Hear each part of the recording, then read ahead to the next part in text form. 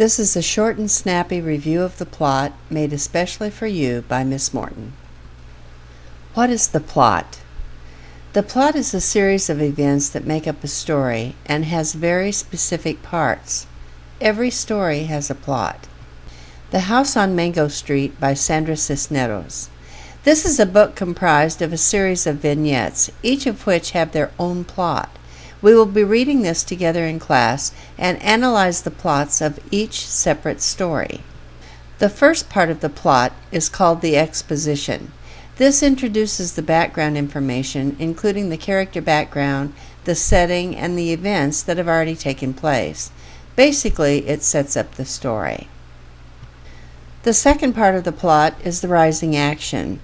The main conflict is presented in this part of the plot. This may also be a series of small conflicts or other kinds of problems. It creates a mood or feeling that grows, creating suspense or anticipation, so that the reader wants to know more about what's going to happen or what might happen next. The third part of the plot is the climax. This is usually the high point of the story and becomes the turning point. Commonly, it's very dramatic and intense. The fourth part of the plot is the falling action. After the high point of the story or the climax and the conflict is resolved, the story starts coming to an end. This is called the falling action. The fifth and final part of the plot is the resolution. This is also sometimes called the denouement. This is when the story ends. The final solution of the problem or conflict culminates at this point with a satisfactory or sometimes not so satisfactory conclusion. Sometimes writers change the plot around. For example, they may use a method called flashback. They may extend the rising action, or they may rapidly move through to the climax and slow the falling action. They do these type things to have a greater impact upon the reader or to create a certain mood. In her book titled The House on Mango Street, Sandra Cisneros utilizes a series of vignettes. These stories stand alone and have their own plot.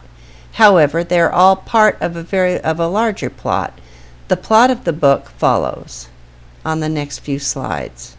In the exposition, we find Esperanza and her family moving into a one-bedroom house on Mango Street in Chicago.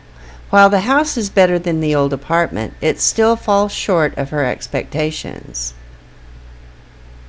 The conflict shows that Esperanza is battling with her place in the world. According to the rising action of this plot, Esperanza wants to leave her neighborhood and desires to grow up. She spends time with Sally, a more worldly girl. She gets a job, and one of the old men there forces her to kiss him. In the climax, Esperanza's friendship with Sally leads to sexual assault at the carnival. According to the falling action, Esperanza returns her focus to Mango Street and accepts that she belongs there. She rekindles her friendship with neighbors and her less mature friends. Finally, the resolution shows Esperanza wanting to be strong and to have a place of her own. She wants to become a writer who is dependent only upon herself. So as you read each vignette in the book, you will analyze the plot. Each plot has specific parts, and each part can be identified and labeled. We will see if we are able to identify the parts of the plot within each vignette as we read The House on Mango Street by Sandra Cisneros together.